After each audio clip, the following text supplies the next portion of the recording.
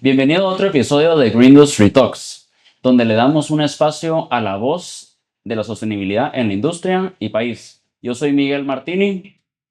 Y yo soy Jennifer Mesa, y en este espacio buscamos dar voz a nuevas historias, aprendizajes y muchas ideas de los líderes que están marcando tendencias en la industria.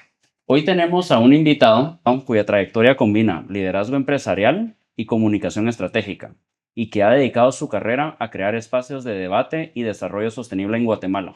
Rodrigo Arenas es empresario y comunicador guatemalteco, fundador y presidente editor de República, un medio digital referente en política, economía y negocios, desde donde impulsa discusiones sobre ciudadanía, desarrollo y sostenibilidad.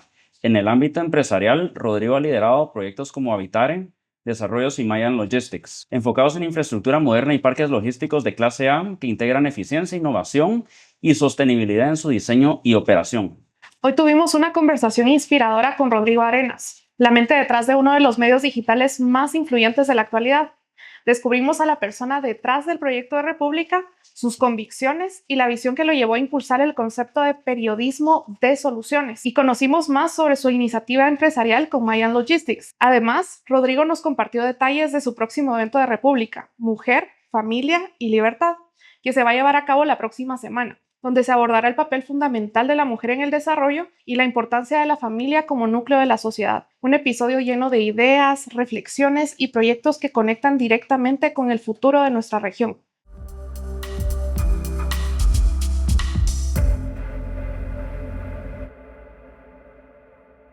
Bienvenido, Rodrigo. Qué gusto tenerte acá en el programa en Green Industry Talks. Para nosotros de verdad es un gusto, un honor contar con alguien que tiene una visión integral, global de todos estos temas de sostenibilidad, política, todo lo que conforma nuestra sociedad como la conocemos y tú tenés una visión bastante con mucha experiencia y específica de lo que digamos deberíamos de estar haciendo a futuro para garantizar calidad de vida a largo plazo. Entonces, bienvenido, qué gusto tenerte acá. Gracias, Miguel. Gracias, Jenny.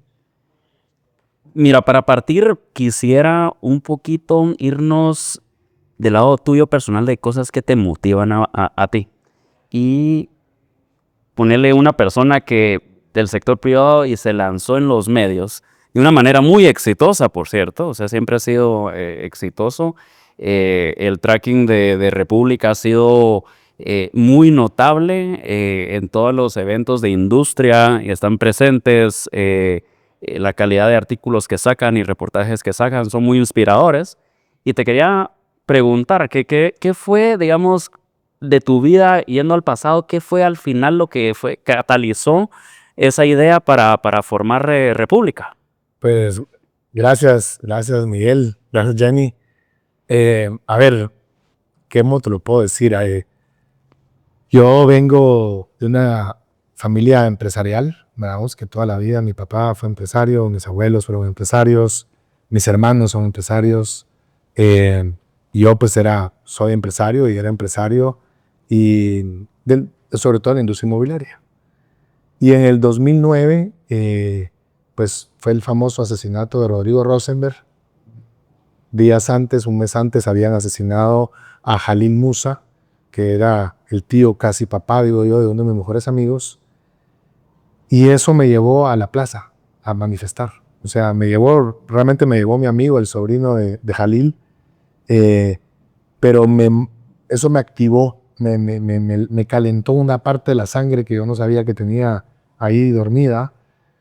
Y conocí unas personas, unos amigos que hoy son muy buenos amigos, 16 años después, que me explicaron lo que era el Foro de Sao Paulo y el socialismo del siglo XXI, y toda esta estrategia que venían implementando pues todos estos nuevos neocomunistas en Venezuela, en Nicaragua, en Ecuador en ese momento de Correa, en el Bolivia de Evo Morales, ya estaban los Kirchner en Argentina, Lula da Silva en Brasil. Y yo siempre he dicho que no es lo mismo ignorar algo cuando no lo sabes o no hacer nada cuando ignoras algo. la ignorancia es preciosa, dicen, ¿verdad? A que cuando ya lo sabes. Y cuando yo supe todo esto, no me pude hacer loco. No pude regresar a mi oficina tranquilo, en paz. Yo tenía 4 hijos en ese momento. Y no pude, no logré quedarme tranquilo. Y vaya que traté. Se lo prometí a mi papá, se lo prometí a mi esposa en ese momento, mi ex esposa hoy, pero mi esposa en esa época, la mamá de mis hijos, y no pude. Y entonces me metí, fundé con estos amigos, cofundamos el Movimiento Cívico Nacional y empezamos en este activismo político. Esto me metió en el país, digámoslo así. Yo antes que eso, yo era un turista más. El periódico, cuando era impreso, era para limpiar el popó de los perros y ver los cines, man. O sea, para eso era, ¿verdad? Miraba, yo leía el periódico de atrás para adelante, pues a veces ni llegaba al área de noticias, ¿verdad? Deporte primero y después Tigres, deporte, ajá, o sea. Casi que el obituario primero y después las noticias. Y a veces llegaban las noticias cuando realmente la portada era así como golpe de estado. 3, 4 años después de ya estar metido, vi cómo empezaron a surgir un montón de medios digitales, todos de izquierda. Y los medios tradicionales también empezaron a generar todos una narrativa de izquierda. Coincide, por ejemplo, con que en época de Sandra Torres y de Álvaro Colón, las invasiones a fincas, a tierras, se empezaron a dar y los medios decían comunitarios ocupan, retienen. Y tú hace poco tuviste familiares que vivieron una experiencia. Tuvimos un secuestro el año pasado, pero no fue por eso fue mucho después. Y a mí me molestaba muchísimo de que los medios y medios formales, los medios que llevaban 20, 30, 40, 50 años de existir, diciendo, o sea, habían secuestrado al administrador de la finca o al dueño de la finca 12 horas, 24, a veces 2, 3 días, retienen, ¿verdad? Comunitarios, ni siquiera les decían invasores, les decían comunitarios. Entonces, yo empecé a ver como que toda una agenda en narrativa y ya tenía el movimiento relativamente establecido. Éramos muy buenos en Facebook en esa época. Era el MSN, ¿verdad? El MSN, que sigue vivo, ahí sigue sí. funcionando. Y entonces dije, no, voy a hacer un medio de comunicación como herramienta. Honestamente, al principio lo vi como herramienta. Y eso hice. Pues tenía el movimiento, y por el otro lado, pues mi negocio inmobiliario, la verdad es que lo reduje a su versión más pequeña, pero me seguía manteniendo, es de lo que viví, de lo que al día de hoy sigo viviendo. Pero mi pasión definitivamente está en la parte comunicacional, política. Y así, después pues fui atacado por CICIG, al igual que muchos otros empresarios. Y entonces, digamos, mi idea era seguir en la línea política partidista, decisión que cambié, porque fui atacado 2 semanas antes de que naciera mi 6º hijo. Yo estaba en Estados Unidos, me acusaron, no me acusaron ni siquiera, hubo un show mediático de un personaje que salió diciendo en frente de una jueza de que la donación que le había dado al movimiento era parte de un trato corrupto.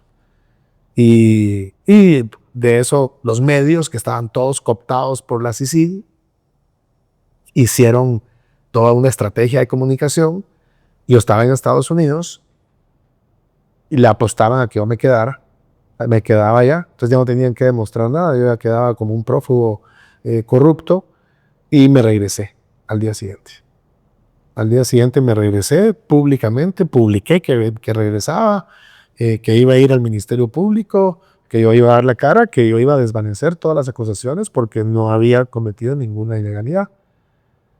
Y así lo hice. Me regresé sábado, el domingo incluso fui a un par de medios de comunicación, el domingo, el lunes de la mañana, y el mismo lunes a las 3 de la tarde, 4 de la tarde, estaba yo en el Ministerio Público, pues desvaneciendo todas esas acusaciones que este personaje había hecho, que fueron acusaciones en donde el tipo las hizo porque él sí era corrupto y le dieron casa por cárcel gracias a esas acusaciones.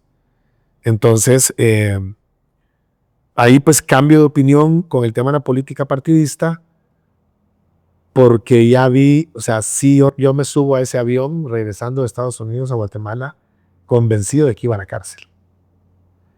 ¿Y qué pensabas? Digamos, viniendo en el avión, ¿qué pensabas? No, a mis hijos, eran mis hijos. O sea, todo lo que me iba, todo el tiempo, o sea, cómo le iba a arruinar yo la vida a mis hijos y a mi esposa.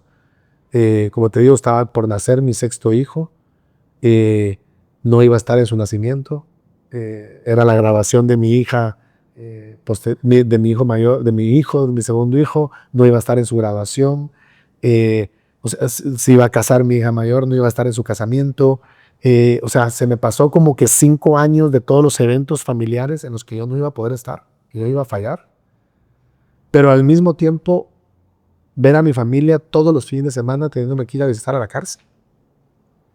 Entonces, realmente les arruinaba la vida. Pues sí, no había cometido el crimen, yo era inocente, pero en ese momento era irrelevante lo que decían las pruebas, vamos, ahí, si decía Se hacía. tal cosa, eso era lo que era. Y pues gracias a Dios, creo yo, ya que definitivamente ellos se dieron cuenta que yo no me iba a quedar callado. Pues no me capturan y nunca me capturaron, jamás en la vida, vamos, nunca me capturaron. Al final, 9 meses después de que me amenazaron durante 9 meses de que me iban a acusar de cualquier cosa, empezaron con lavado de dinero y terminaron con racismo. Me terminaron acusando de un delito que tampoco cometí, que fue un financiamiento electoral anónimo a Jimmy Morales, que no fue así, fueron los últimos viáticos a los fiscales de mesa el día de las elecciones. Eso no es campaña electoral, pero igual, ¿verdad? Igual, gracias a Dios, también les di la batalla de frente y no me fui a la cárcel tampoco me declaré culpable, que era lo que ellos pretendían, y ganamos esa batalla también, ¿verdad? Gracias a Dios. Pero me quedó esa espinita, obviamente me salí de la política partidista, porque ¿Cuánto tiempo pasó después de este último proceso que te querían abrir hasta que... ¿Cuánto descansaste? Hasta que... 5 años. Wow. Fueron 5 años bien duros. O sea, fueron 2 años durísimos. 2 años, los primeros 9 meses yo me despertaba todos los días a las 6 de la mañana, 5:30 de la mañana. Yo no soy mañanero, no soy madrugador. Yo me despertaba a las 5:30 de la mañana, me salía a la sala de mi casa a esperar a que llegaran a recogerme para que no tuvieran que entrar a mi casa. Después ya cuando me acusaron fue un alivio, pero todavía sí fue una batalla constante, ¿verdad? Fue una batalla muy dura. Y la gané completamente, gracias a Dios. Creo que gané la batalla mediática, gané la batalla judicial, gané todas las batallas. Quedó clarísimo de que esto fue un tema político, una persecución política. Pero sí tengo que lamentarlo, ¿no? Lo lamento, que me di cuenta de lo que mis hijos podían sufrir y no se lo merecen. Entonces me salí de la política partidista. Y yo digo, estaba en esas, ¿verdad? Realmente como un midlife crisis, ¿verdad? No sabía qué hacer. Regresaba a mi negocio inmobiliario, tenía ahí un par de personas que trabajaban conmigo, me decían, vete de aquí, ya me querían despedir. Está insoportable. Y realmente no me movía, no me despertaba, Y entonces sucede Chile. ¿Qué significa sucede Chile? Chile durante 30 años, esto es 2018, durante 28 años, Chile hizo todo perfecto, políticamente hablando. Si todos los planes que existen en este país, Guatemala no se detiene, el Mejoremos Guate, todo lo que se ha hecho, todo lo que se ha estudiado, todos los diagnósticos que ha hecho think tanks como el CIEN, en fin, se implementara a cabalidad. Con suerte, dentro de 30 años, seríamos lo que Chile hizo 30 años después. Y aún así, un discurso vacío de desigualdad, que es una palabrita muy bonita, ¿verdad? Muy fácil de atacar, hizo que Chile votara por un comunista. Y entonces, ¿qué pasó? Lo que hizo esta gente, Camila Vallejo es la persona que lo lidera, que ella arranca, digamos, 1 o 2 años antes que yo en el MCN. empieza a decirle a los jóvenes que ganaban $3,000 al mes, que era una barbaridad, porque habían hombres o señores ganando 300,000. Claro, Chile creció de una manera durante 30 años que había gente ganando 300,000, pero lo que no le decían a esos jóvenes es que sus papás 10 años antes ganaban $30 al mes, probablemente, y que ellos ya estaban ganando 3,000, que es un buen salario, pero ahí es donde ves la fuerza de la narrativa y la importancia de la narrativa. Y entonces yo tenía República, que es donde yo digo, República tiene como 2 nacimientos. El 2003, cuando nace. Y en el 2018, finales de 2018, principios de 2019, que República, digamos, prácticamente se financiaba por medio de una fundación de empresarios, que la fundación se deshace por todos estos ataques de CICIG. Y entonces me dicen, mira, pues, o sea, se tiene que cerrar. Y yo cuando vi esto de Chile dije, no puede ser, no podemos permitir perder la única herramienta de narrativa que podemos tener nosotros. Y donde podamos decir cosas, digamos, desde la perspectiva republicana, que es toda una filosofía. Y entonces dije, pues me dedico a República. ¿Cómo? No sé. ¿Cómo lo voy a hacer rentable? No tengo ni idea. Pensé en ese momento. Tenía un dinerito ahorrado. Dije, bueno, con eso le hago ganas un año. En un año lo tengo que volver rentable para que esto sea sostenible. Y empecé en el 2019 ya a tiempo completo a construir República, porque creo que la narrativa, y no lo creo yo, te lo dice Chile, te lo dicen los chilenos, es tan importante como la política. O sea, ¿y a qué me refiero con esto? Yo digo que aquí en este salón habemos ahorita 5 personas.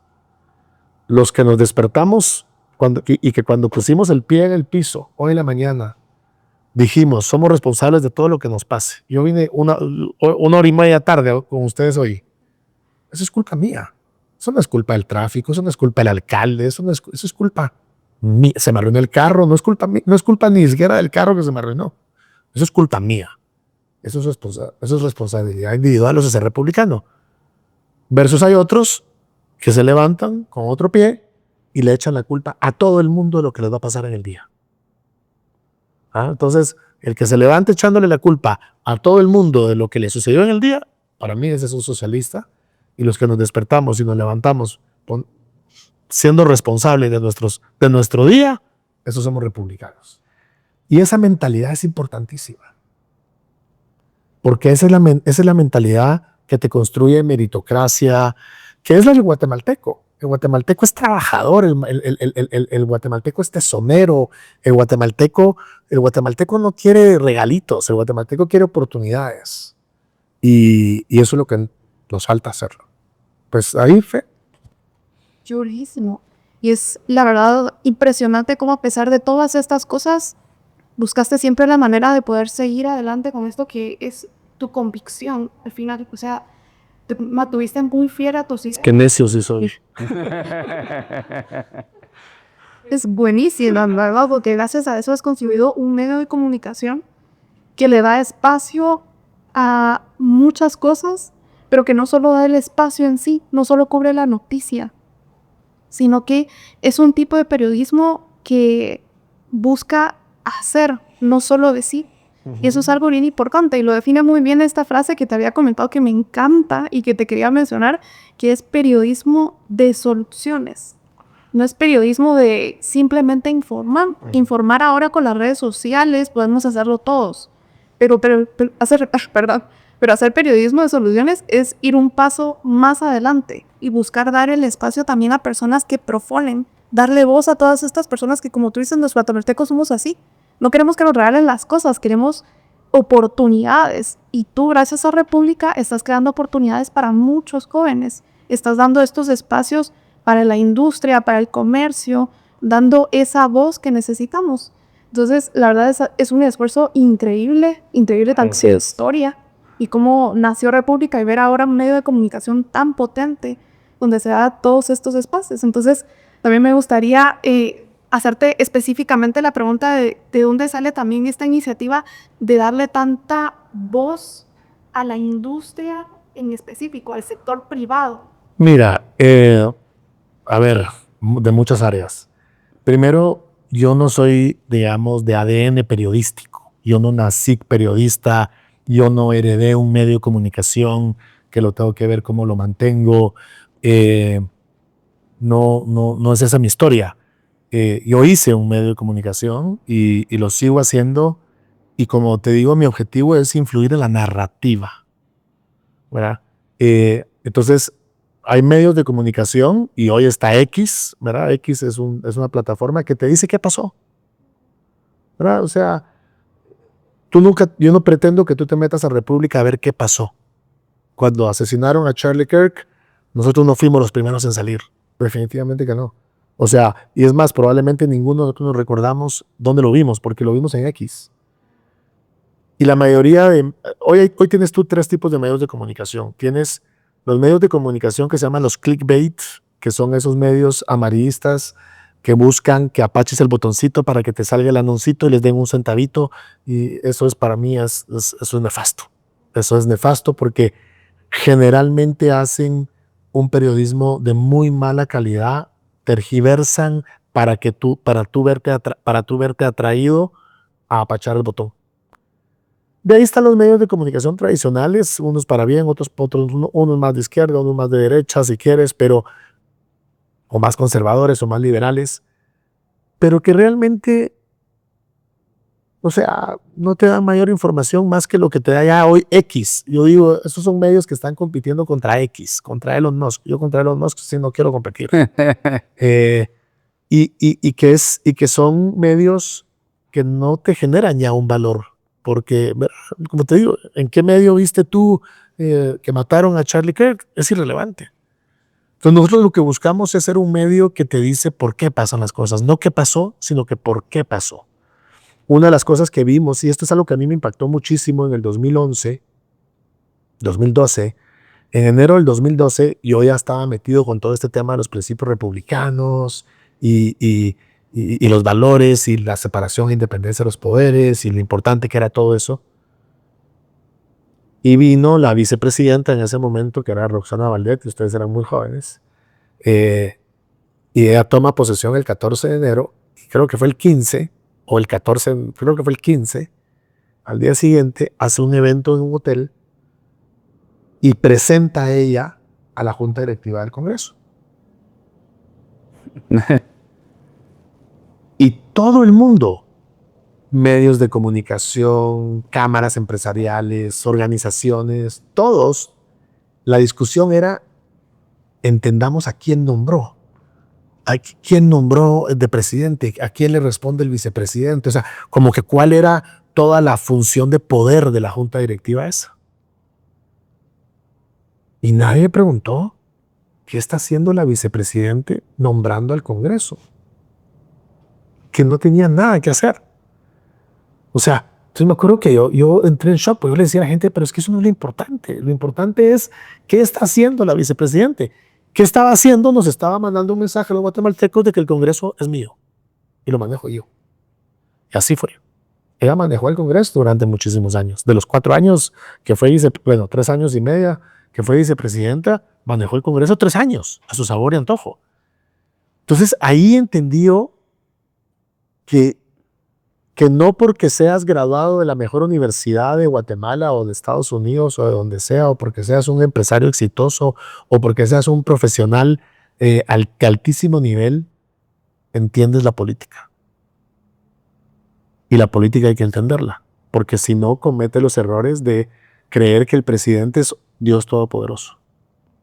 Y tenemos que entender que no es así.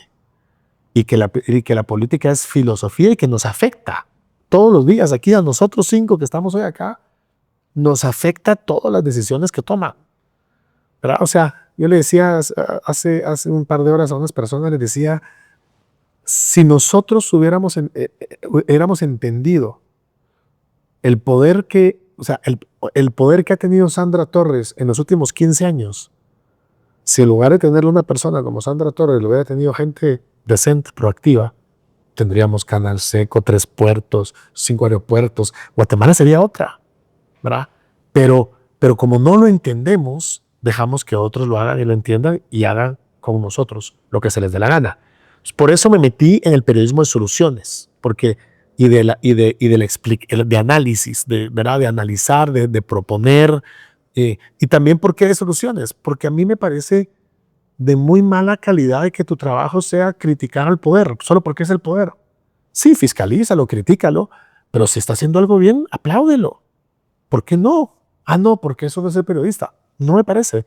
Y también, qué fácil es criticar. Hoy estamos viendo un gobierno que durante 8 años lo único que hizo fue criticar, llegó al poder y lo que sigue haciendo es criticando. Siguen echándole la culpa a los otros gobiernos de todo lo que pasó, de todo lo que heredaron, pero no se hacen cargo de su responsabilidad, no proponen, no hacen nada. Entonces creo que proponer es importantísimo. Y por último, ¿por qué sector privado? Porque yo soy empresario, porque hoy tenemos un país con signos vitales gracias a los empresarios. Los empresarios guatemaltecos son extraordinarios. Y esto se los tengo que decir. Toma tiempo, pues los tengo que decir. De 1975, que es el año que asesinan a mi abuelo, a 1985-90, ser un empresario en Guatemala era peligrosísimo. O sea, la mayoría de empresarios exitosos de Guatemala fueron secuestrados o asesinados en esos 10 años. Todos. Pero cuando digo todos, creo que no se salva nadie. Tuvimos algún pariente asesinado o secuestrado como mínimo. Solo en mi familia asesinaron a mi abuelo, secuestraron a mi mamá, gracias a Dios se tiró del carro, y trataron de matar a mi papá 5 veces al año por 10 años en esa finca. Pero todas las familias tienen una historia que contar y nadie se fue de Guatemala. Al mismo tiempo, los salvadoreños y los nicaragüenses vivieron lo mismo. Los salvadoreños se vinieron para acá y los nicaragüenses se fueron a Miami. Abandonaron sus países. Después volvimos a tener otra crisis en los 90s, a mediados de los 90s, en donde se generó unas bandas de secuestradores espantosas. Y secuestraron a muchísimos empresarios. Hijos, esposas, nietos, una cosa espantosa. Secuestraban, creo que no mal me recuerdo, bajaron a una niña y un bus escolar. Familias que tenían toda la capacidad económica para irse del país a donde se les diera la gana, se quedaron acá. Sí, blindaron sus carros, se llenaron de guardaespaldas, pero se quedaron en Guatemala. Después, 10 años después, tuvimos la famosa globalización, que vinieron todas las empresas del mundo, grandes, mundiales, eran las globales, que vinieron a los países medianos y pequeños a comprar. Y compraron Ambev compró todas las cervecerías y Heinz, entre 2 cerveceras compraron todas las cervecerías del mundo, entre 2 cementeras, todas las cementeras del mundo, y así sucesivamente. En Guatemala no vendió nadie. Vendieron los pies a Walmart y si me preguntas creo que se arrepiente. ¿Tú estás seguro que se arrepienten de haber vendido? O sea, los guatemaltecos se quedaron y compitieron. Las historias son espectaculares. Y si tienes aquí a alguien de la cervecería, por ejemplo, pregúntales. La historia es espectacular, cómo compitieron ellos contra un monstruo, contra Ambev, que les puso la cerveza a mitad de precio. Y no solo sobrevivieron, sino que hoy son una empresa mucho, mucho más grande que lo que eran. Entonces, y de ahí con la CICIG igual. La CICIG, cuando ya fue obvia la agenda de la CICIG, que era en contra de los empresarios, es más, tuviste a los 6, 7 empresarios más emblemáticos de este país en tribunales, cosa que hoy todos los prófugos que están en Washington no se atreven. Y aquí tuviste a los empresarios que podrían haber sido vivir a cualquier país del mundo, como se les diera la gana, y defenderse por control remoto con sus abogados. Y no, se quedaron y fueron a tribunales y pusieron la cara. Y luchamos yo estaba ahí en ese caso. Entonces, los empresarios guatemaltecos son excepcionalmente buenos, resilientes, tienen 1000 defectos, tenemos 1000 defectos, estoy seguro, como otros un montón de grupos empresariales y de otros de organizaciones y de todo. Pero al final del día, Guatemala tiene signos vitales gracias al empresariado guatemalteco. Y alguien tenía que decirlo, porque nos quedábamos callados, nadie lo decía. Y tenías tú a la izquierda diciendo un futuro sin CACIF. El pacto de no sé qué. O sea, tratando siempre de querer manchar y manchar y manchar y manchar a los empresarios. Cuando aquí lo estás viendo hoy, ¿qué dice el presidente? O sea, lo poco que ha logrado resolver el presidente ha sido gracias al apoyo de empresarios guatemaltecos, de los empresarios. Si el CACIF o las empresas miembros del CACIF le hubieran dicho, nosotros no lo ayudamos en nada, el kilómetro 44 seguiría siendo un hoyo.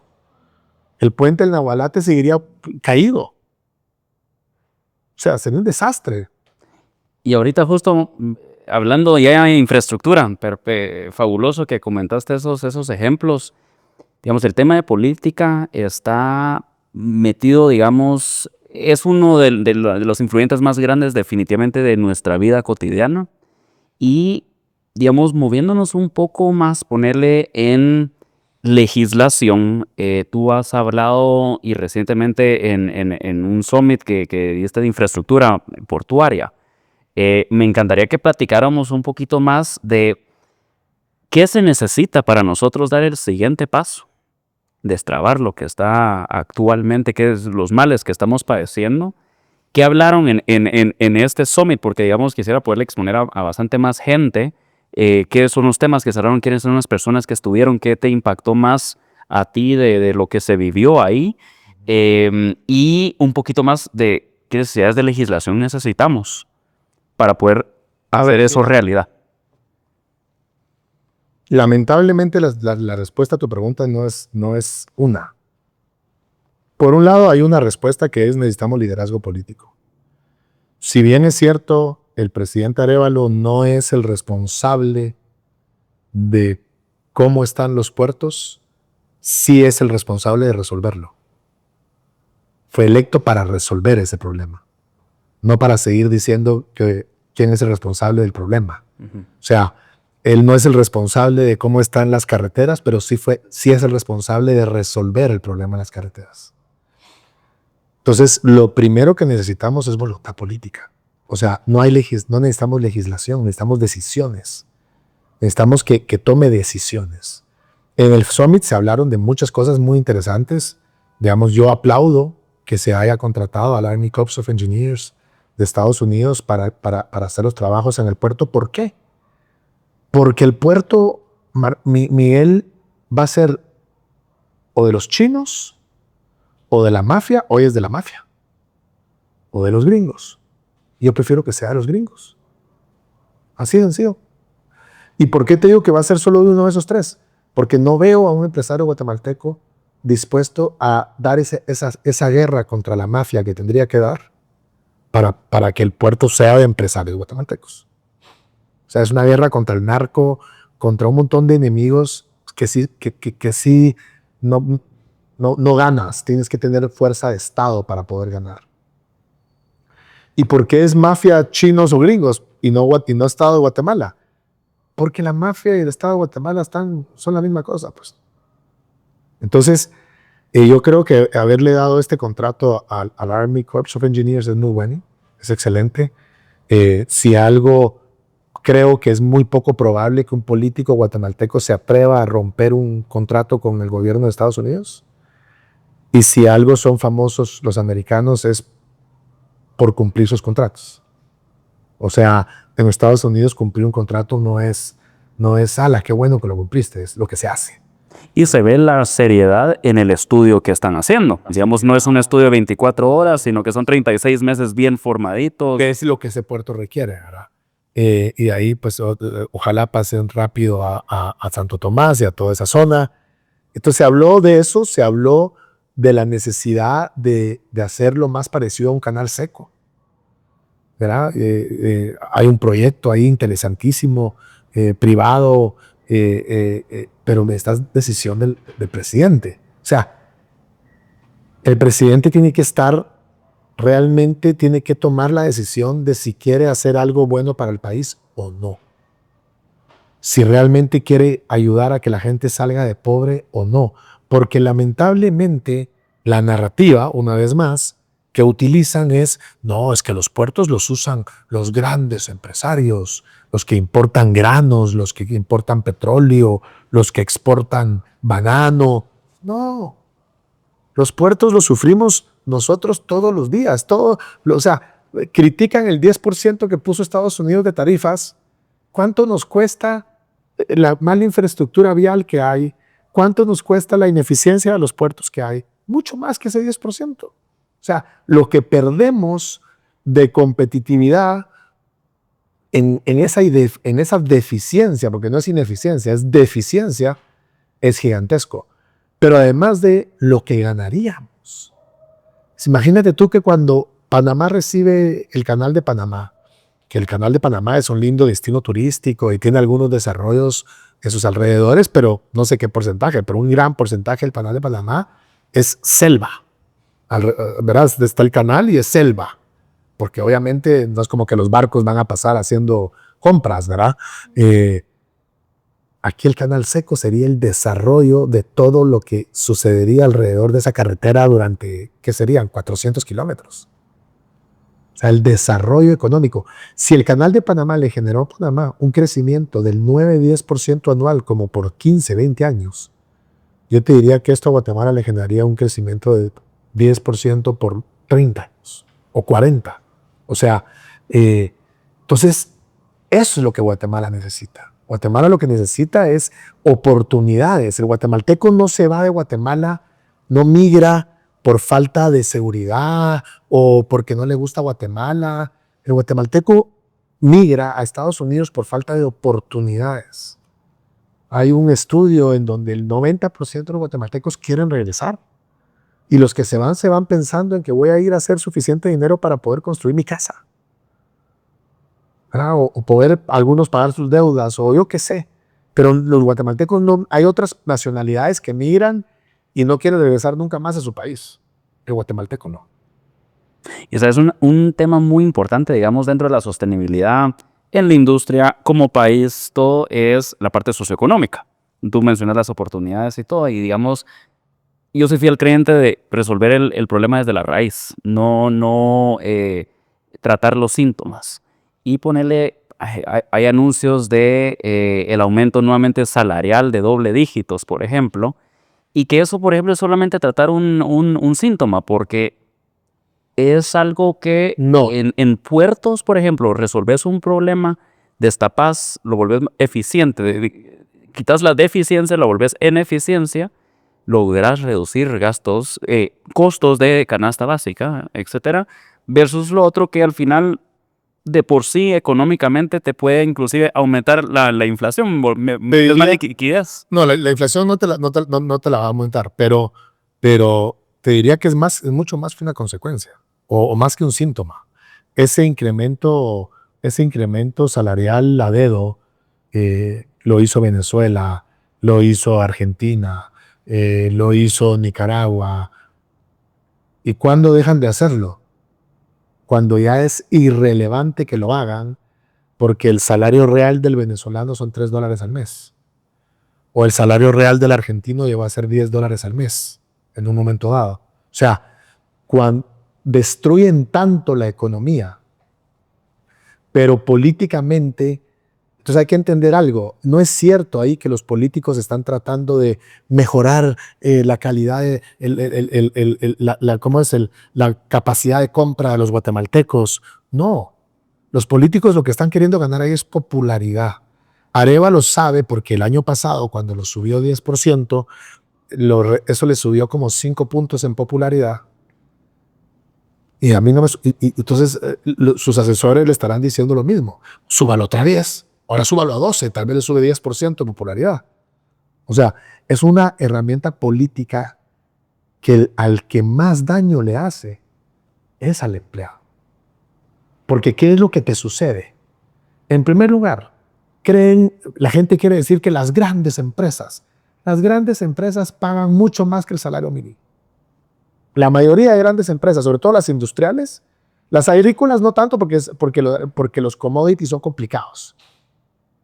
Pero las industriales, el salario mínimo no les afecta ni en el buenos días. Pero ¿a quién sí le afecta el salario mínimo? A la pareja que está poniendo su restaurante. y que tiene que contratar 5 personas, 8 personas. Y entonces cada 1,000 quetzales de salario mínimo es una persona menos. Entonces, estás dejando sin trabajo. O sea, y lo que pasa es de que es cierto, las grandes empresas no van a despedir a la gente, porque además de él, una vez más, el guatemalteco es tan consciente que no es, míralo en la pandemia, la gente no despidió a la gente como en otros países. Y desincentivas de que se formalice la economía. Pero peor todavía, es que desincentivas que los contraten y los dejas expuestos, entonces no tienen IX. O los contratan informalmente. Porque o no los contratan. Entonces, ellos mismos generan esa informalidad, que realmente la causa de la informalidad es más profundo que eso, pero esa desprotección social, ellos mismos la generan. Y, por un lado, y por otro lado, pues sí, en efecto, los que sí te dicen, no, los son contratar, los contratan informalmente. Entonces, al que más le pega es a la pequeña y mediana empresa. Y el que más sufre es el empleado de esa pequeña y mediana empresa. Y entonces, ¿qué es lo que pasa con los políticos? No, el año pasado subimos 10% y no hubo ningún despido masivo. Mira, Lix. Claro, porque las grandes empresas no los van a despedir.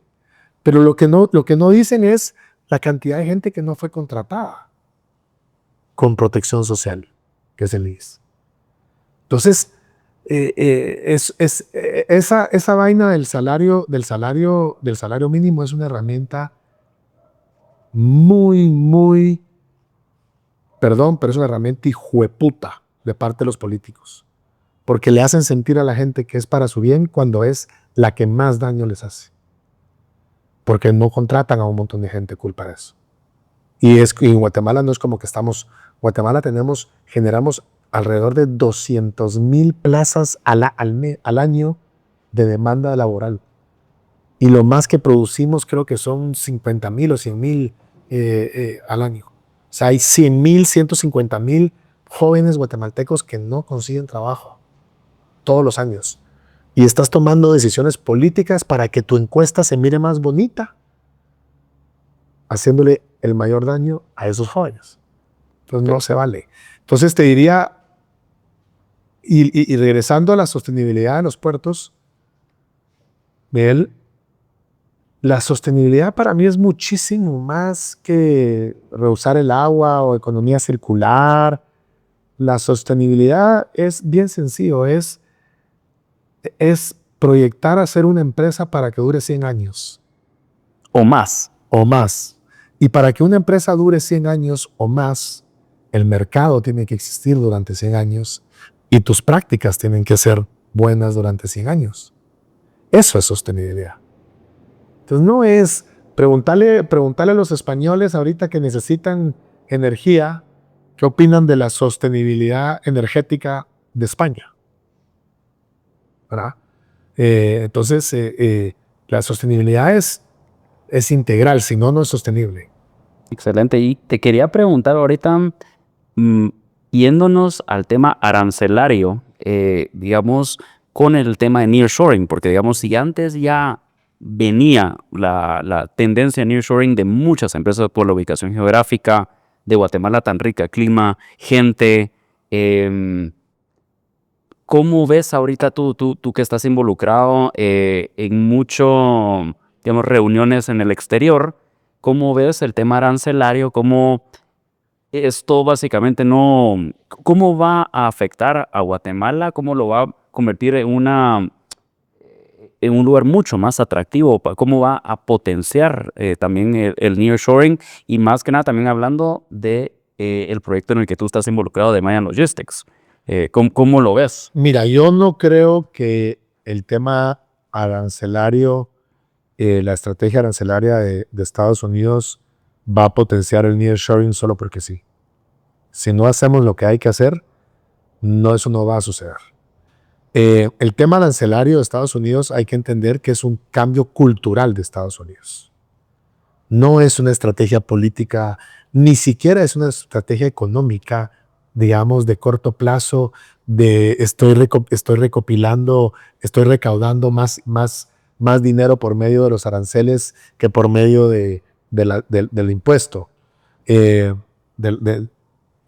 un tema cultural y es un tema que hoy el corazón del Partido Republicano lo tiene entre ceja y ceja, lo tiene en el corazón, porque Estados Unidos se convirtió en un país de servicios. Entonces, Estados Unidos, que es un país de 350 millones de personas, por un lado generó muchas oportunidades para los ingenieros de sistemas de altísimo nivel o de marketing digital de altísimo nivel o qué sé yo, en la parte, voy a poner un ejemplo de Apple que se hace en Estados Unidos. Entonces, digamos, toda la parte de tecnología, que es lo que más se desarrolló en los Estados Unidos en los últimos 20 años, generó muchas oportunidades y por eso ves tú la cantidad de indios, de chinos que trabajan en Estados Unidos contratados con esa visa H1B. Y la parte agrícola, que le dio trabajo a los campesinos, sobre todo latinos, ¿verdad? Mexicanos, guatemaltecos, salvadoreños, hondureños, en fin. Pero hay una parte en medio que son alrededor de 79 millones de personas que eran los que construían los carros GMC, los carros Ford, los que estaban en Detroit, minas de carbón, en acero, en el cinturón industrial, que se quedaron sin trabajo.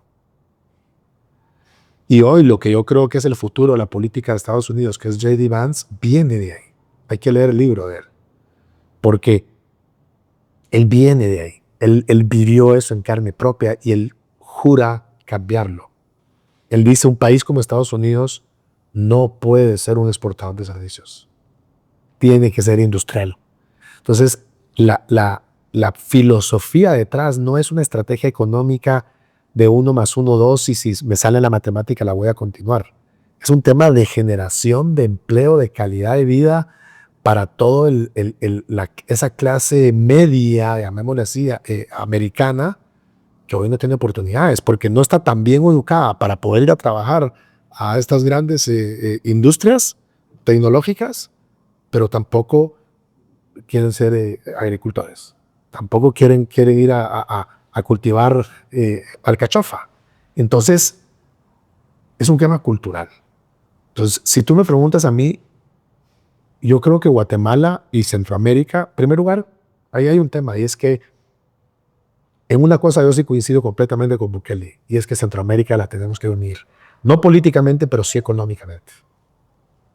O sea, solo los guatemaltecos, los hondureños, los salvadoreños nos presentamos o nos vemos como que somos de 5 diferentes nacionalidades. En todo el mundo nos ven como Centroamérica, punto. Punto. Los de abajo de México. Así es. Por suerte, Centroamérica. Entonces tenemos que ver cómo nosotros generamos que la región sea lo suficientemente atractiva para que vengan estas empresas americanas a invertir en la región, porque es un buen negocio. No por una estrategia geopolítica o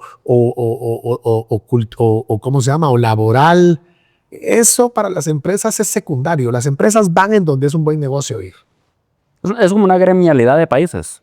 Pero más que una gremialidad es que tenemos que generar las condiciones para que, por ejemplo, Target, por ponerte un ejemplo, o yo qué sé, o diga yo quiero ir a Guatemala, o GMC diga yo voy a poner una planta de carros en Guatemala para venderle a toda Centroamérica porque va a ser un buen negocio.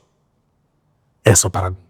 No porque geopolíticamente yo no quiero depender de los chinos, no, porque es un buen negocio. O sea, tenemos que tener... Yo estoy totalmente de acuerdo con Make America First. Con America First. Pero Guatemala First. Centroamérica First. Y al final deberíamos, ojalá, lograr The Three Americas First, ¿verdad? Pero, y ahí sí Estados Unidos jugaría un rol, digamos, de líder. Pero que nosotros como Centroamérica hagamos lo que tenemos que hacer, que es infraestructura. Es todo lo que hay que hacer. La infraestructura es lo único que ha demostrado sacar adelante a los países. Lo hizo con Estados Unidos hace 120 Chile, dijiste Chile, lo hizo con Japón, lo hizo con Taiwán, con Corea del Sur, con Europa. ¿Qué invirtieron? Infraestructura. Y ahí salen las oportunidades. Ahí salen las oportunidades. ¿Por qué no hay oportunidades en Huehuetenango, en el Taberapaz, en el Quiché? Porque la infraestructura es paupérrima. ¿Por qué? Porque durante todo el conflicto armado hacer un puente era imposible porque te lo botaban los guerrilleros.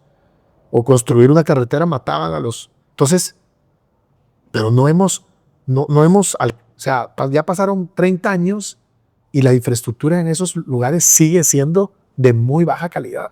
No digamos la interconectividad entre Guatemala, Salvador, Honduras, Nicaragua, que debería ser espectacular, ¿verdad? Entonces, eso es para mí el nearshoring. A mí el nearshoring no lo veo como, claro, vamos a tener oportunidad de nearshoring, por supuesto, pero va a ser limitada porque los Estados Unidos no quieren nearshoring. O sea, quiere, ok, haceme estas partes del carro, pues, y eso para Guatemala puede ser muy bueno, pero no es suficiente. Y tenemos que pensar más en cómo nos volvemos autosostenibles y cómo nos volvemos atractivos por sí mismos. O sea, ¿por qué vienen los colombianos a invertir en Guatemala? Porque es un buen negocio. ¿Por qué Walmart compró Supermercados País y ahorita quieren invertir $700 millones aunque el gobierno no los deja? Porque es un buen negocio. No por beneficencia. Porque es un buen negocio. Y lo dijo la CEO de Walmart. Guatemala es un buen negocio, pero tenemos que hacer un mejor negocio. Si queremos atraer no solo a los Walmart, sino que a todas las demás industrias, empresas y comercios. Y entonces, ahí los salarios van a subir. De verdad. Ahí sí van a subir de verdad los salarios. Y ahí sí la gente va a poder vivir como debe ser. Más allá de salarios, el poder adquisitivo. Y los salarios. O sea, ¿por qué? Porque lo que te pasaba en Chile, porque el hijo del que hoy gana $100, $200, $300, ya sea de manera formal o informal, va a ganar $3,000. Entonces va a ganar, o sea, obviamente va a incrementar su poder adquisitivo, pero porque van a subir los salarios. No porque vas a bajar los costos. Los costos también pueden bajar un poco, pero lo que tú quieres es subir los salarios, que es lo que Estados Unidos ha logrado y lo que estos países que te mencioné han logrado exitosamente. Excelente. Sí, si quiere, introduzca lo del programa de la mujer para esto. Bueno, y también había otro tema que queríamos hablar contigo específicamente y es toda la parte social que estamos viviendo ahorita en Guatemala con el bono demográfico. Estamos en un punto crítico como sociedad en el que tenemos mucha gente joven que está en una etapa productiva, pero esa etapa pasa. Entonces queríamos platicar contigo acerca de qué piensas de esto y también aprovechando hablar un poquito del programa Mujer que se acerca, para que nos cuentes un poquito de la agenda del programa y también cómo crees tú que podemos atacar este tipo o aprovechar esta oportunidad que tenemos ahora y qué pasaría también si lo dejamos pasar y envejecemos sin desarrollo. Aldo, pásame mi celular, porfa. Sí. Ajá. Claro que sí, Jenny. Mira, pues, es que pido esto porque me acaban de mandar hace una hora. Nuestro evento se llama República Summit 2025, Libertad que transforma mujer, empresa y familia. ¿Por qué? Ese bono demográfico que tú mencionas, sí, es cierto. Estamos atravesando un bono demográfico y esa es, digamos, la razón por la cual hay tanta demanda de vivienda y también la razón por la cual también estamos sufriendo hoy consecuencias del tráfico extraordinarias. Pero eso se acaba. Y es más, hay un estudio que para el 2050 vamos a estar con los mismos índices que Europa. Y eso es peligrosísimo, porque solo que de aquí al 2050 hagamos milagros y realmente enriquezcamos a Guatemala al nivel de un país europeo, que aún así no es bueno, aunque lo hagas. O sea, tú vas hoy a Europa, por ejemplo, España, y en España hay una crisis social, de ánimo, que la gente no emprende, los jóvenes se van. ¿Por qué? Porque los salarios están hechos pedazos, porque cuando el país empieza a envejecer y ya no crece, los mercados no crecen. Entonces las empresas, en lugar de luchar por ganar más mercado, luchan por quitarle mercado a su competencia. Nada más porque el mercado ya no crece. Y eso es nefasto en la actitud. El caso que te decía ahorita de la cervecería, por ejemplo, la cervecería que no le vende a Ambev, a la cervecería brasileña, cuando entra Ambev con la cerveza mucho más barata, el efecto fue crecer el mercado. O sea, esa lucha que hubo entre ellos, entre esas empresas, lo positivo para el país es que creció el mercado. Entonces tienes hoy dos grandes empresas exitosas, rentables, maravilloso. Eso es lo que quieres, ¿verdad? Que haya para todos. Pero hay para todos cuando el pastel crece. Cuando no, o cuando se encoge, lejos de haber para todos, ahí sí empieza a acabarse. Entonces, hay un tema muy peligroso de que además de, pues obviamente, regreso a la narrativa, hay un tema de narrativa donde le dijeron a la mujer, y llevan 25 o 30 años diciéndole a la mujer que su felicidad es tener los éxitos del hombre. Y entonces tú vas a ser exitosa si eres CEO, y tal vez no, tal vez sí, pero tal vez no. Tal vez tú quieres ser mamá. Tal vez quieres ser mamá y trabajar medio tiempo, pero no vas a poder ser la CEO de la compañía porque un CEO sí tiene que trabajar tiempo completo. O vas a emprender y ser mamá y te las vas a arreglar. Válido, pero que sea tu libertad decidir eso. No una narrativa que te metieron en la cabeza de expectativas de que Jenny, si no eres la CEO de tal empresa, entonces no. O sea, lo que nos hace felices a los hombres no es lo mismo que hace felices a las mujeres. Y no, sin generalizar, ¿verdad? O sea, obviamente habrán hombres que no los hace felices lo mismo que al resto de hombres, y habrán mujeres que no las hace felices al resto que el resto, pero digamos que en la mayoría de hombres y en la mayoría de mujeres lo que nos hace felices no es lo mismo. Y hay una complementariedad valiosísima que es en la familia. Entonces, una de las cosas que nosotros queremos promover en el periodismo de soluciones es qué rol tienen que jugar las empresas para promover la familia. Digamos, en Estados Unidos y en otros países se volvió casi que una ley, el famoso DEI Department, el Departamento de Equidad e Inclusividad. ¿Era equidad e inclusividad? Sí. Y se gastaban dinerales en eso. Solo en la manera de reclutar era carísimo porque... Y ya en Estados Unidos se están cerrando esos departamentos. Gracias a Dios.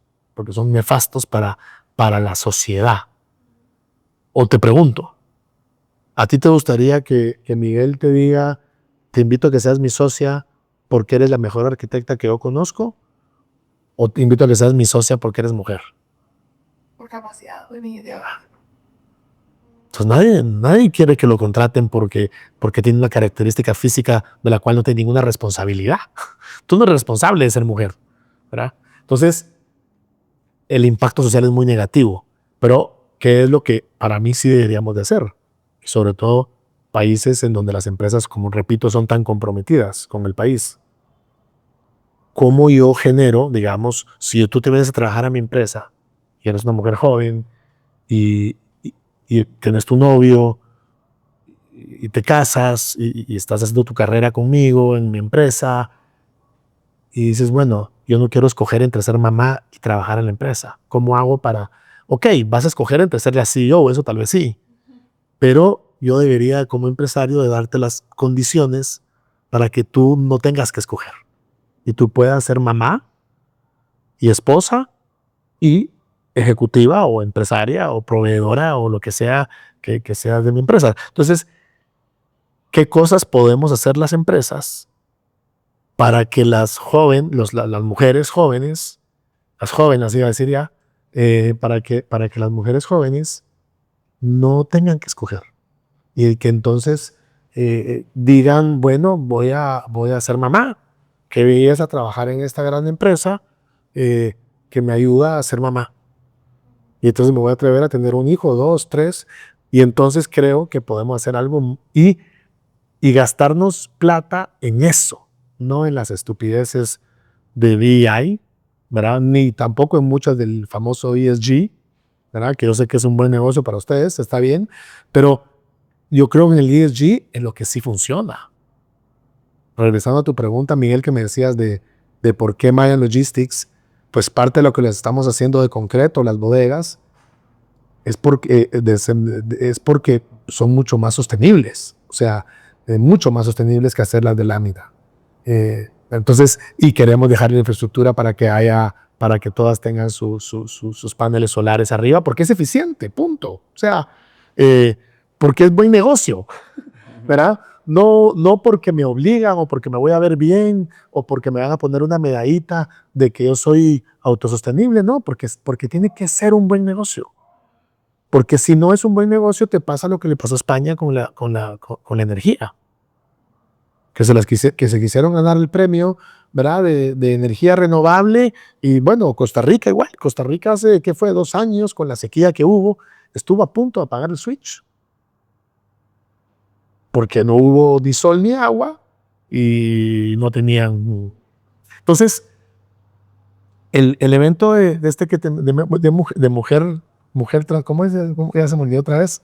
De mujer, empresa y familia, libertad que transforma, es eso, es entrar a esos temas controversiales, complicados, que mucha gente no quiere entrar porque, ay no, sí, ¿qué pasa si yo le digo a Jenny lo que dije ahorita? Ay, ¿será que la voy a ofender?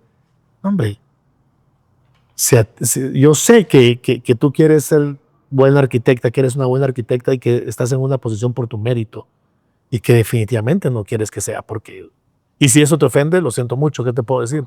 ¿Verdad? No, yo sé que no, pero si te ofendería, probablemente si te ofenderías porque no serías tan buena, para empezar, y porque de verdad tu posición fue dada por ser mujer.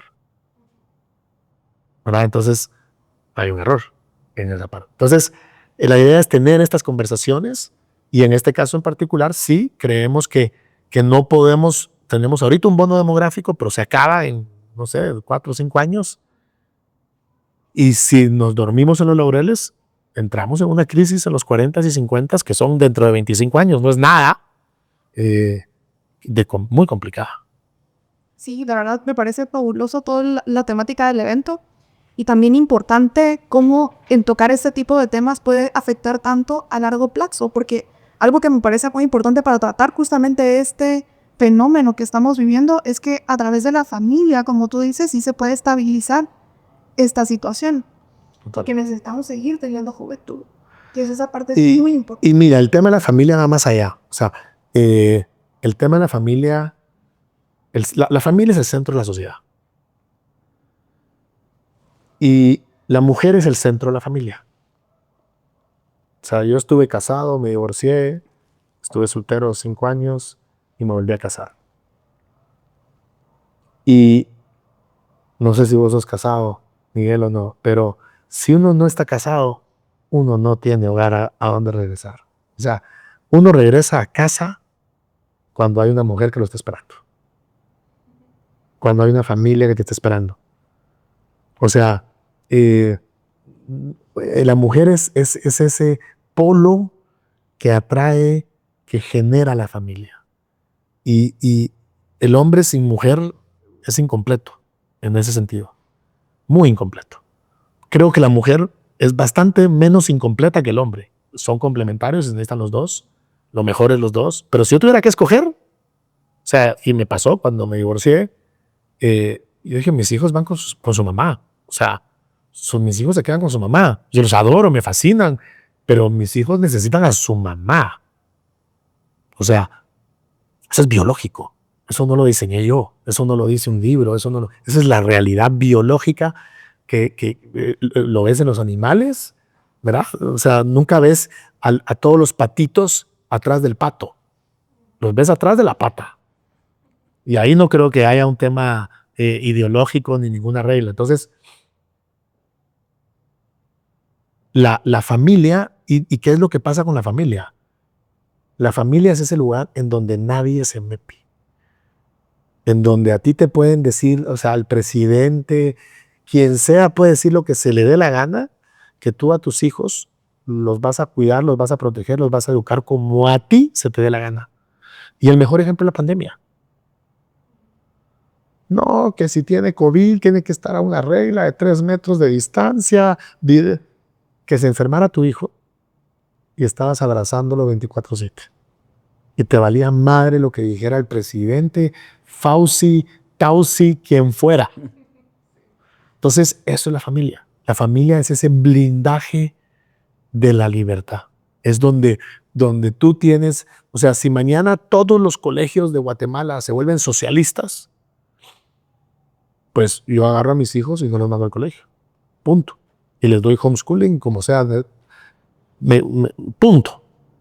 O sea, entonces, ese blindaje es lo que te da la familia. Y eso lo tenemos en Guatemala muy bien, no lo podemos perder. Hay países que lo han perdido, hay ciudades que lo han perdido. Y es lo que la izquierda más quiere atacar, porque es lo que si logra romper, todo se vuelve relativo. Porque no hay principios, además de. Perfecto, y te queríamos preguntar también un poquito más de tu visión a futuro, de qué tendencias ves tú en el corto mediano plazo, que van a influir en el largo plazo definitivamente, en la industria particularmente, en Guatemala, regionalmente o globalmente. No tienen que ser las mismas que definitivamente van a afectar uno al otro, pero ¿qué es lo que tú ves sucediendo en tendencias en la industria? Yo primero quiero saber qué usan ustedes que no sudan, muchachos. Yo sí estoy sudando, ¿ah? O sea, wow. A ver, ¿qué te puedo decir, Miguel? Creo que este rediseño social, socioeconómico que está haciendo Estados Unidos va a modificar el mundo. Por ejemplo, sé que General Motors está haciendo unos esfuerzos enormes porque plantas de ciertos carros queden en México y otras plantas de otros carros queden en Estados Unidos. Me imagino, eso no te puedo decir porque no estoy en la junta directiva de General Motors, pero que los carros más baratos, pues los dirán, bueno, produzcamos estos, y los carros más caros que pueden pagar una mano de obra más cara, pues producirlos en Estados Unidos. Entonces creo que va a haber un cambio que no necesariamente te puedo decir exactamente cómo va a ser, no lo entiendo. Sí creo que va a haber un tema geopolítico, creo que la pandemia también, y creo que gracias a... Yo digo que Trump ganara, yo puedo criticarte a Trump aquí 3 horas seguidas, de 1500 cosas distintas. Pero el tipo era fundamental que ganara. Era importantísimo para Estados Unidos y más importante para el mundo de que Trump ganara. Porque necesitábamos un tipo como Trump para retroceder todo el daño que le habían hecho todos estos progresistas al mundo. Porque no solo fue a Estados Unidos. El daño que le habían hecho al mundo era enorme. Y que le estaban haciendo al mundo. George Soros y toda esta gente. Y a tal punto que lo que se hablaba era, no, que nearshoring para que usted venga. Entiendo que había un programa de USAID que te decía, si usted viene a poner aquí su planta, yo le pago 4,000 quetzales a los empleados. O sea, ¿cómo así? O sea, USAID le iba a dar un estipendio, o sea, para que vos solo tuvieras que pagar 2,000. O sea, hazme el favor. O sea, eso no es sostenible en ninguna parte del mundo. Entonces, hay un cambio absoluto que hay que ver cómo termina, ¿verdad? Hay que ver cómo termina. Yo sé que vamos a ver aquí, ojalá Guatemala logre regresar al cero, porque sí tenemos pues una competencia, no desleal, pero una competencia complicada con México, que sí está al cero. Pero, una vez más, yo creo que un poquito el mensaje que también nos está dando Estados Unidos es, bueno, aquí cada quien tiene que rascarse con sus propias uñas. Y cada quien tiene que hacerse cargo de su área, de su finca, de su tierra, de su vecindario. Y entonces tenemos que lograr que Centroamérica, y lo veo como Centroamérica, sea atractiva. Y sea súper atractiva para que no tengamos que depender ni de lo que exportamos ni de lo que importamos de Estados Unidos. Y eso lo que te debería generar es un gran mercado. Sería espectacular, creo yo.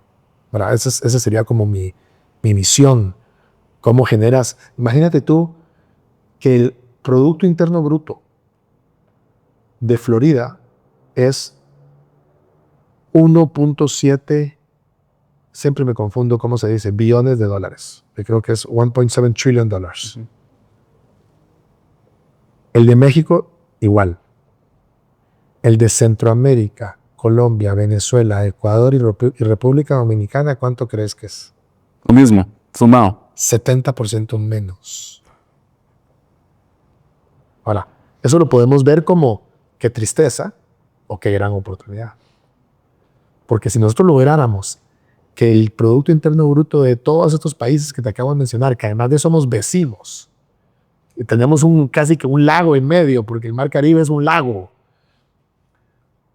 hiciéramos lo que hay que hacer para que podríamos estar en duplicar el Producto Interno Bruto en 5 o 10 años. Entonces generarías un mercado caribeño impresionante. Era de todos los países que vamos al Caribe. Entonces, ese es el tipo de cosas que tenemos que hacer distintas. Ya no hablemos de cómo le doy mano de obra barata a Estados Unidos. No es ni digno, ni estás generando las soluciones que tenemos que generar. O sea, emancipémonos de eso.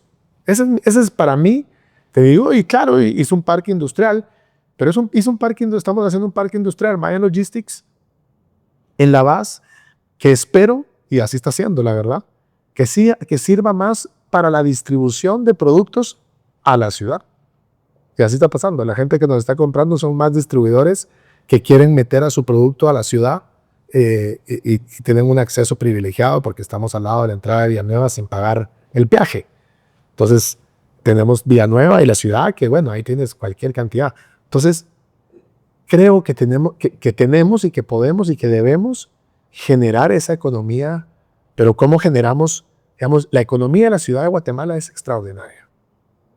Eso sí, yo estoy de acuerdo que el tráfico también, pero la economía lo es pujante, es extraordinaria.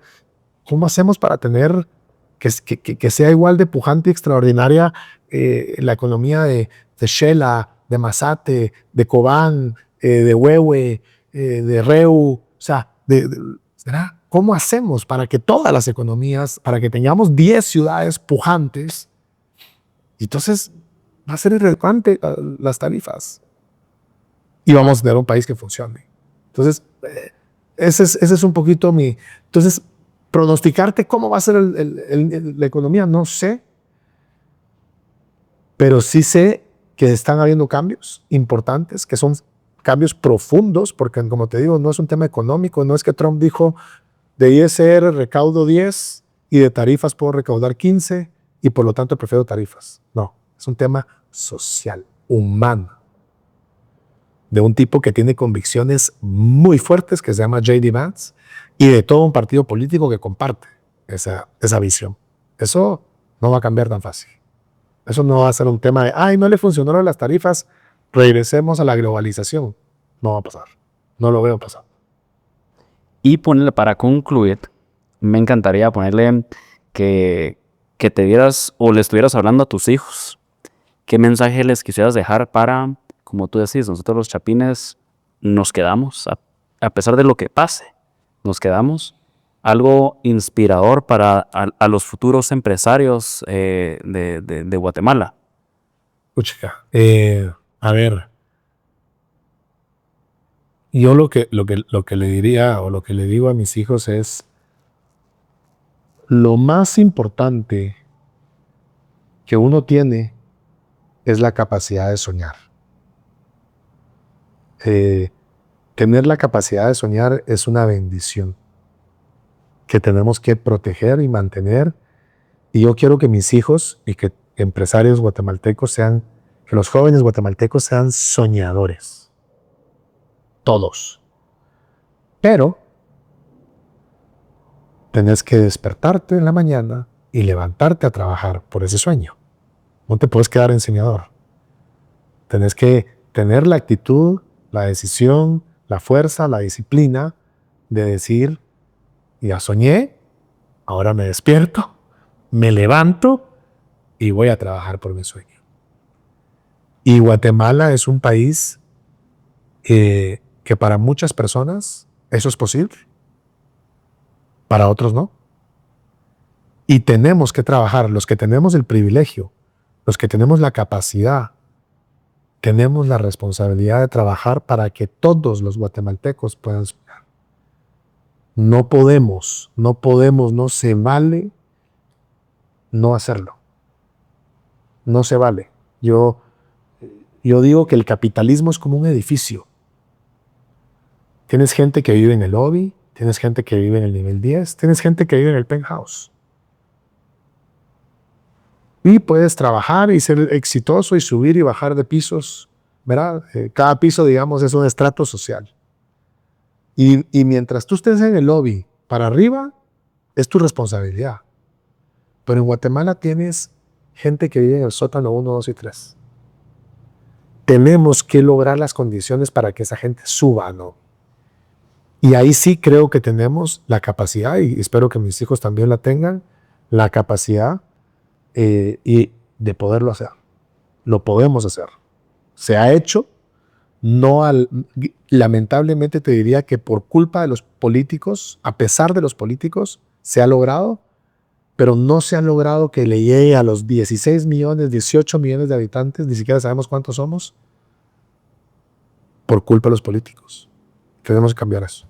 Entonces, soñar, que sueñen, que sean soñadores, pero que se despierten a trabajar por su sueño todos los días y que son responsables ellos de los resultados.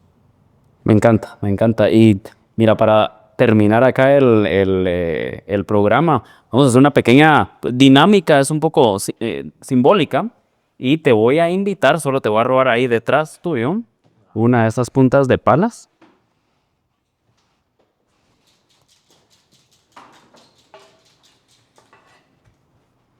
Te voy a entrar acá la pala. Y básicamente es ponerla justamente acá. A ver. Ajá. Y ahí pusiste un paso adicional, la primera piedra, básicamente como en una construcción del primer paso de la sostenibilidad. Buenísimo. Y voy a desprender esto justamente para que nos escribas un mensajito o una palabra inspiradora, tu nombre y tu nombre. Híjole.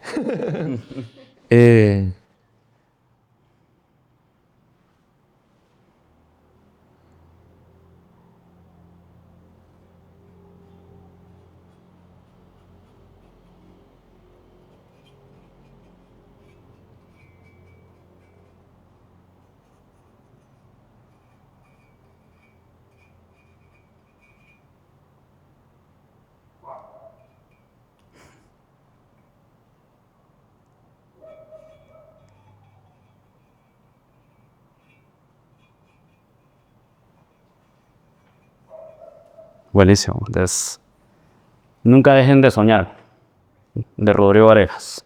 Lo vamos a colocar acá justamente y te vamos a dar un obsequio, recuerdo de tu tiempo por acá. Muchas gracias.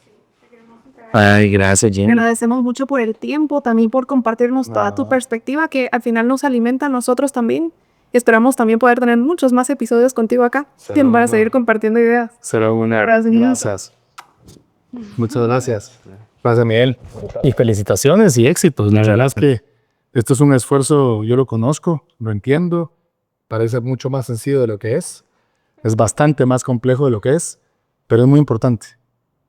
Porque la narrativa es fundamental y los mensajes que ustedes logren teniendo aquí a los invitados que están teniendo son importantísimos. O sea que no claudiquen. Muchas gracias, Rodrigo. ¿Verdad?